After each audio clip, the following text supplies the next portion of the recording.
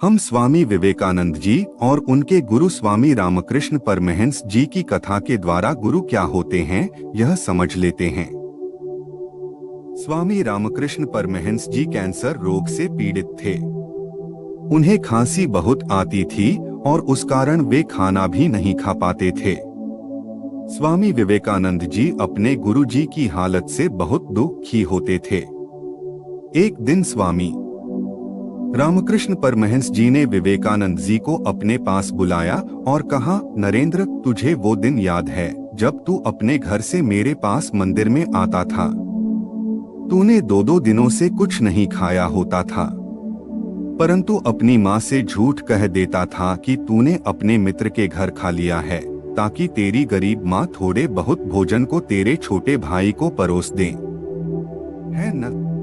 नरेंद्र ने रोते रोते सर हिलाकर हाँ कह दिया।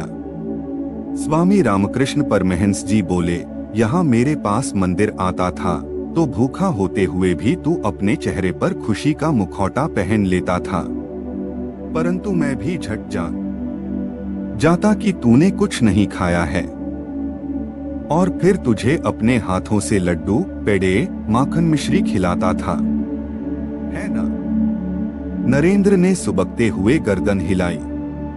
अब रामकृष्ण परमहंस मुस्कुराए और उन्होंने पूछा, यह बात मैं कैसे जान लेता था, यह तूने कभी सोचा है? नरेंद्र सिर उठाकर परमहंस जी को देखने लगे।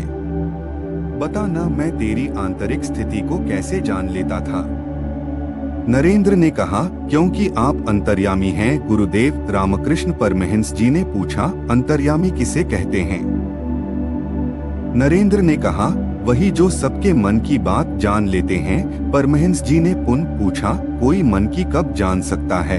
नरेंद्र ने कहा, जब वह उसके मन में ही विराजमान हो। परमहंस जी ने हंसकर कहा, अर्थात मैं तेरे मन में भी बैठा हूँ ना? नरेंद्र ने कहा, जी आप मेरे हृदय में समाये हुए हैं। परमहंस जी ने प्रेम से पूछा, मैं तेरे भीतर समाकर प्रत्येक बात जान लेता हूँ, तेरे सभी दुख पहचान लेता हूँ, तेरी भूख का एहसास कर लेता हूँ, तो क्या तेरी तृप्ति मुझ तक नहीं पहुँचती होगी? नरेंद्र ने आश्चर्य से पूछा, तृप्ति? परमहंस जी बोले, हाँ तृप्ति। जब तू भोजन करता है और तुझे तृप्ति होती है, क्या वो मुझे तृप्त नहीं करती होगी? अरे पगले, गुरु अंतर्यामी होते हैं, अंतर्जगत के स्वामी होते हैं। मैं अपने शिष्यों के दुख भोगता हूँ। मैं एक नहीं, अपने हजारों शिष्यों के हजारों मुखों से खाता हूँ, इसलिए मैं तृप्त हूँ। स्मरण रखना, गुरु केवल एक देह नहीं है, वे तुम्हारे रोम रोम में निवास करते हैं। गुरु शिष्य से भिन्न नहीं है। यदि कल मेरी यह देह नहीं रही, तब भी मैं तुम में जीवित रहूंगा, मेरे शिष्य के माध्यम से जीवित रहूंगा, मैं तुझ में सदैव रहूंगा।